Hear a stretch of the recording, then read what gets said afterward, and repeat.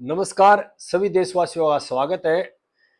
पिछले 50 दिन से धनखड़ साहब चुप्पी साध देवे थे और 50 दिन बाद धनखड़ साहब ने मुंह खोला तो कांग्रेस को तबाह कर दिया।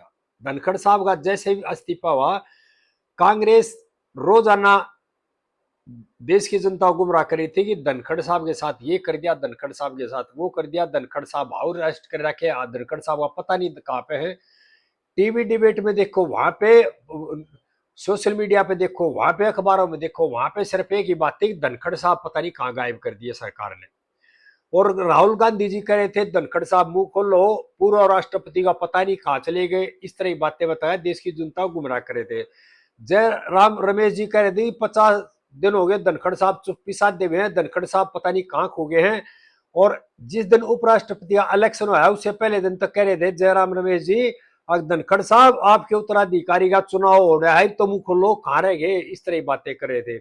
और खड़गे भी इसी तरह से बातें कर रहे थे, अग धनखड़ साहब को अरेस्ट कर रखा, धनखड़ साहब पता नहीं, धनखड़ साहब कहाँ हैं, ये है, इस तरह की बातें बढ़ा रहे थे, देश को कर रहे थे गुमराह।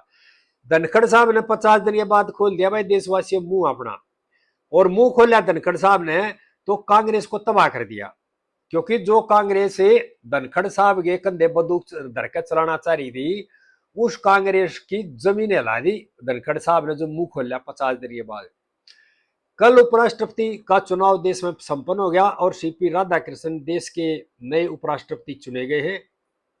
कांग्रेस चाह रही थी, वामपंथी जो सोच का था, नेक्सलाइट सोच का था, उसको उपराष्ट्रपति बनाना चाह रही थी। क्योंकि कांग्रेस ने पहले भी जो हामिद अंसारी था ना, वो भी इसी सोच का था। ये देश को तोड़ने वाली सोच के लोगों को गद्दी बैठाना चाहते हैं, देश के भला करने वालों को नहीं चाहते।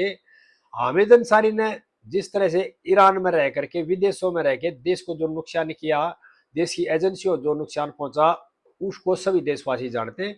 इसी तरह से कांग्रेस ने उपराष्ट्रपति में अपना जो कैंडिडेट बना था, वो था एक तरह से वामपंथी और नेक्स्ट लाइट सोच का आदमी।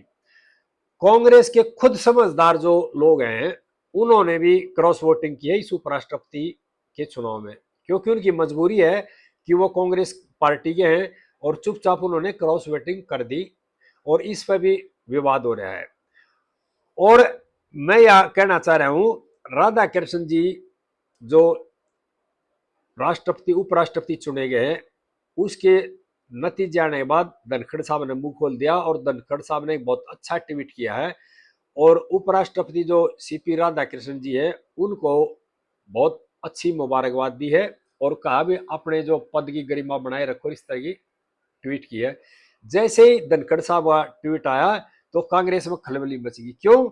जो कांग्रेस चाह रही थी, अगर धनखड़ साहब मोदी सरकार के खिलाफ बोलेंगे, देश में हम जो गुमराह करेंगे, प्रोपगंडा चलवाएंगे मीडिया से, चैनलों से, और बहस करेंगे, वो उनकी जो आस थी वह पूरी नहीं हुई। और धनखड़ साहब ने बड़ी सूझबूझ से बहुत बढ़िया तरह से अपना मुंह खोल दिया, कांग्रेस की जमीन खींच ली नीचे से। अब कांग्रेस एक तरह से चित हुई पड़ी है।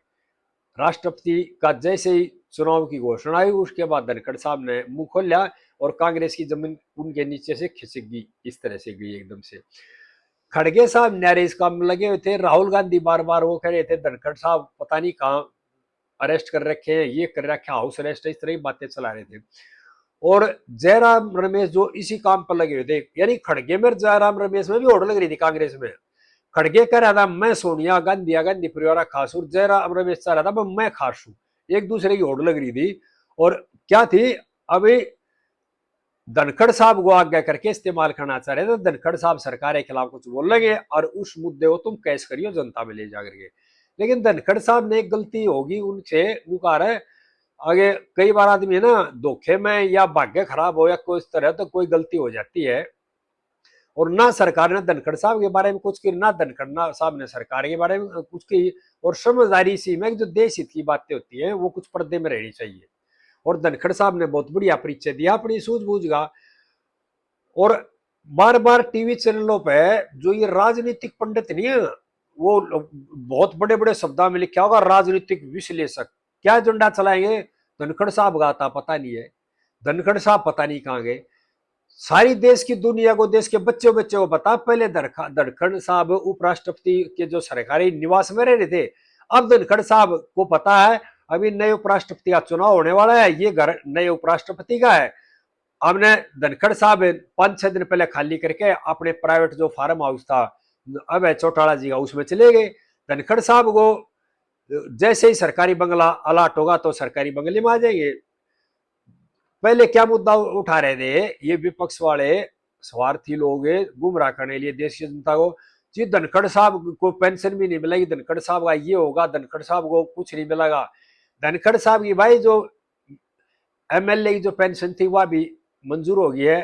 धनखड़ साहब ने अब लेटर लिखा है आवास मंत्रालय को, थोड़े दिन के बाद 8 टाइप का बंगला धनखड़ साहब को मिल जाएगा। धनखड़ साहब अपने परिवार के साथ उस बंगले में सारी उम्र मौज करेंगे।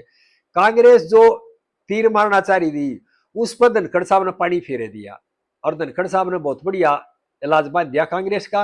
और कांग्रेस में लड़ाई मच रही आपस में एक दूसरे को, खड़गे जयराम रमेश को जयराम रमेश खड़गे को एक दूसरे पे लग रहे हैं गांधी परिवार की तोलाई करने के लिए।